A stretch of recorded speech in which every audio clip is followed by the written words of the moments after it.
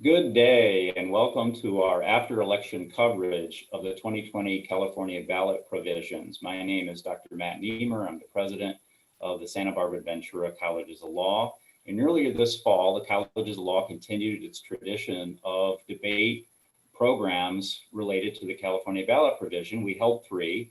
We held our first on Proposition 25, cash bail. We held another on Proposition 22 related to the gig economy. And then we held one on Proposition 16 related to affirmative action. We have back with us today our two debate participants. We have who argued yes on the motion of Proposition 16, Dr. Renee Fraser. And you're welcome. Welcome back, Dr. Fraser. Good to have you with us. Thank you. I'm happy to be here. Appreciate the opportunity to talk about this further. And your opponent for that program was Dr. Richard Sander. He is a professor at UCLA Law School. Welcome back, Dr. Sander. Hi, Matt. Glad to be here. What I'm going to do first is just to reorient our viewers on the outcome of Prop 16. And I'm going to go to the results themselves. And just to remind everybody, Proposition 16 repealed a constitutional provision that made it unlawful for California state and local governments to discriminate against or grant preferential treatment to people based on race, ethnicity, national origin, or sex. So we held that debate. I'm going to actually bring it up on the screen because we polled our audience before the debate started. I'll share my screen and we can see how it played out on our end. We initially polled the audience. We had 21%, you can see here on the screen, said they were in support of Prop 16. We had 7% no, and look at that undecided. 72% were undecided on Prop 16 going into the debate. We ran the debate program. Look at how those numbers changed. Dr. Fraser, you took the day with 60% moved to the yes column, 27%. A lot of people did move to that no column, Dr. Sander, and then the undecided certainly went down from there. But that's not how the California voters decided. And we'll go to the final results. It's been a few weeks since the election. The no votes took the day with 57.2% of the election, just over 9.6 million voters. And then yes came in at 42.8%, 7.2 million voters. So I'm going to start with you, Dr. Sander. You didn't come out ahead on debate night here at the Colleges of Law, but your argument came out ahead with the voters. Just your reflection, it's been a few weeks since the election.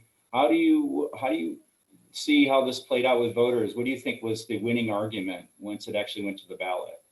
Well, I suspect in our debate, there were some people engaged in strategic voting. The research that's been done doesn't suggest that people are that indifferent or unfamiliar with the issue. They seem to have strong opinions. But I was surprised. I was surprised that we won, and I was surprised that the margin was that large. You know, one of the things it shows is a real gap between how elites in California view this issue and how the voters do, because there was unanimous Democratic support for Prop 16 in the state legislature. It was endorsed by a whole slew of Democratic leaders. And this is a very Democratic state. You know, we went for Biden almost 2-1. So a lot of people voted for Biden and other Democratic office holders, but voted against Prop 16. And I think that's telling us that voters are much more skeptical about preferences than leaders are. It may be that leaders like to have that as a tool in their kit, but voters don't trust them to have that tool. But I'll also say, you know, when the legislature put this on the ballot, I think most of those involved in the Prop 16 campaign were pessimistic and thought that Prop 16 would pass. Some initial polling came out in September that suggested that in fact a plurality was opposed to Prop 16. And that held up, even though there was a lot of spending on the pro side. So it was striking, and it was a really interesting campaign to be involved in.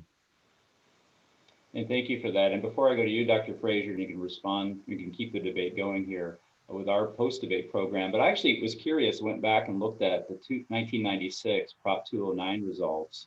And Prop 209, which was what Prop 16 was looking to repeal, passed with 55% of the votes to 45, ended up coming out 57 to 42. So actually, Prop 16 was a wider margin than Prop 209 back in 96. Just your thoughts on how it turned out. Did that surprise you? Or just your reflections on the vote itself? Well, I believe as a communications person, a big part of the problem was the communications. I think two things. One is the idea of repealing a proposition as opposed to advocating for something was not as desirable on the part of people. And I think that's the case because people think things are pretty good in our state. And I don't think people realize that affirmative action has actually been quashed, if you will. To the point, even in the debate, Richard made the point that, look, the University of California has done a much better job of being diverse in their student body. And we know, particularly in the case of Latinos, really high rates, which is a fantastic thing to see. So the adaptation made people feel like we're actually doing a good job. I think when you ask people to vote for something that you're repealing, the concern is, well, what will change? What will happen? And there was no expectation of what deficit needed to be filled. When we did our debate, I emphasized procurement opportunities for women and minority-owned businesses. I think advocating for ways to get those folks more business, meaning taking the affirmative side, would be better. I think the perception would be different because that's the second area. The perception of why are we doing this? Who's going to gain from it? And I don't think that was made clear. I think it immediately went to education. I do hope there are other avenues we can take to be able to make more procurement opportunities available to women and businesses run by people of color. And I'm particularly concerned that we also advocate for bringing diversity into the classroom through teachers and through education and recruitment. So, Matt, if I could just add one other thing that I think is really interesting and striking is that when you compare the 96 vote with this vote, it was much less racially polarized. Mm-hmm. So in 96, there was a pretty large majority of whites in favor of Prop 209. And blacks were heavily opposed. Hispanics were opposed as well. So there was a 50 or 60 point gap between how blacks and whites voted on the issue. This time that gap was a lot smaller. Whites actually supported repeal more than they opposed it. Yeah. Mm-hmm. Whatever the same position would have been. Whites moved more towards the middle, and blacks moved more towards the middle. A majority of Hispanics opposed repealing Prop 16 as well. So that's I take that as a hopeful sign. I mean, you can sort of spin it either way, but it certainly means that we're looking at it through a more similar lens than we were before. And it leads me to my second question, Dr. Fraser, just get your thoughts on where this issue goes next. So you can poll people all day long, but then you actually have what happened earlier in the election cycle. This happened, Prop 209 happened, that's on the record. Right. We know where the voters are on this.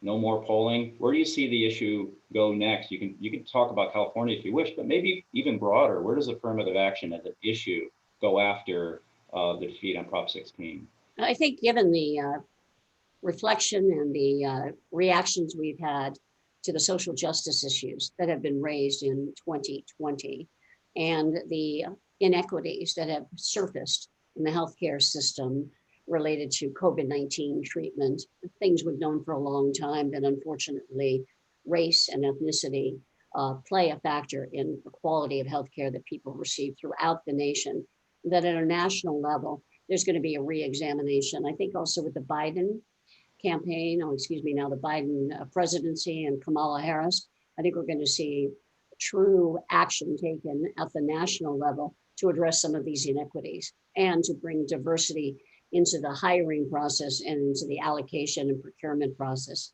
So I'm hopeful in that area. And Dr. Sander, you already mentioned a little bit of this, but just your thoughts on where the next administration may take this issue. You've already made the distinction that California, the blue as the blue state can be, And yet, when it comes to this issue, twice now, there it really wasn't all that close when it actually went before the voters. So at the state level, I think what's interesting is that voters made a distinction between Prop 16, which I think was about preferences, and other types of social justice measure. Mhm. So in LA County, the Prop 16 vote was, repeal passed by a very narrow margin, but there was a significant margin to change our district attorney to someone who's very strongly in favor of criminal justice reform. Right. And there was another countywide measure passed that was really close to the agenda of the social justice movement. So I think what I find, again, encouraging is that voters, I think, are distinguishing between programs that sort of provide preferences based on identity and programs that are trying to address the underlying problems that we face in terms of racial justice. So that's the distinction that I really believe in too. So I'm encouraged by that.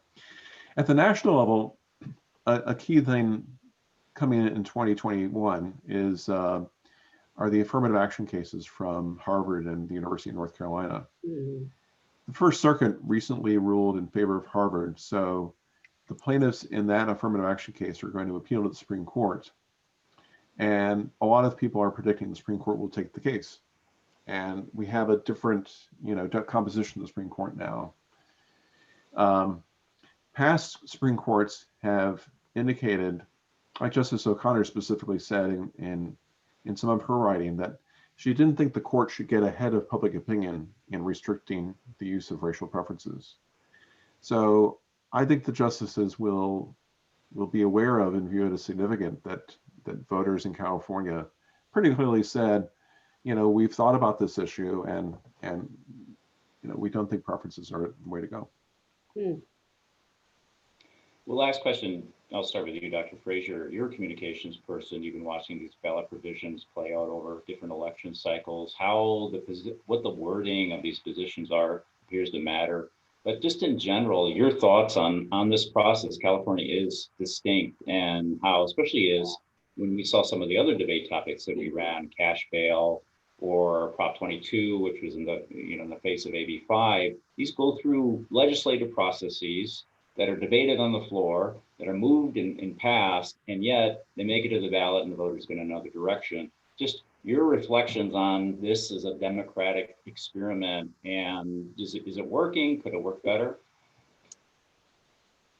It's a very difficult and dangerous process. It can be. As a communications person, I know that there are ways we craft things that in fact sway people when they don't realize, in some cases, the full implications behind what they're voting for. But to the point that Richard made a moment ago, Prop J, which passed in Los Angeles, and the others were very relatively precise about impact in terms of funding for certain things that are parts of the systemic issues related to social justice. Whereas Prop 209 and the repeal of it was pretty broad and vague. And as you suggested, Richard, it was more about, it could be repositioned as about preferences, giving preference to people, as opposed to equal access. So how you articulate these things is so important. And there are very good professionals doing that, retooling the language, focus group testing, evaluating it, and understanding what the implication is in people's minds. Because the other thing is that shifts over time. So you can see the legislators debating it and discussing it. And then by the time it actually gets put on the ballot, it's in a different context, in a different framework, and it may not have the impact that it should. So the problem is a difficult one, but I'm a proponent because I think it's part of a basic tenet of democracy, letting people's voices be heard, and then we live with the consequences. We hope we become well educated and reflect on the consequences, and that's part of the responsibility. Is now let's reveal what those are because people hold us accountable. Dr. Sander, your thoughts, really interested in your views at large about just these California ballot propositions. Well, like a lot of people, I have proposition fatigue, right? It's, it's a lot of commercials, a lot of different things that, I think, do we really want to decide this on a proposition? So part of me would like to restrict that process a little more. But another part of me is pointing to Prop 16 and saying, the legislature had a radically different view of this than the population did, the citizens did. And it's good that we have a process that provides that feedback to our leaders. So I guess where I'd come down is that I would like us to invest more social resources in the sort of thing that you're doing, Matt, programs like this, which are really educating people, and somehow find a way to tamp down the amount of commercials that we have on these issues, which I think really causes the fatigue and and often doesn't elevate the debate. Well, thank you for that. We certainly saw a lot of commercials, had a lot of mailers sent to us on all of these proposition, and it can be, somebody who's really civically minded, as both of you are, it can be fatigue inducing, just hard to follow it all, especially for people that don't follow it as close as we do, who are dependent on those mailers or ad campaigns or any other sources of information to make an informed decision. I want to thank both of you for joining us today. And for those viewers who haven't watched our October 1st debate on Proposition 16, really invite you to do so. It's on our YouTube channel. You can find all our debate program and our post-debate analysis programs that we've been producing as well on our YouTube channel. Thank you again, Dr. Fraser, for joining us. Thank you again, Dr. Sander, for joining us. We're going to be back in 2 years. We'll see what the ballot propositions are then. We'd love to have you back and have another debate on whatever else is going to be before the voters. Thanks again. Good to see you both. Thank you. Good to see you both.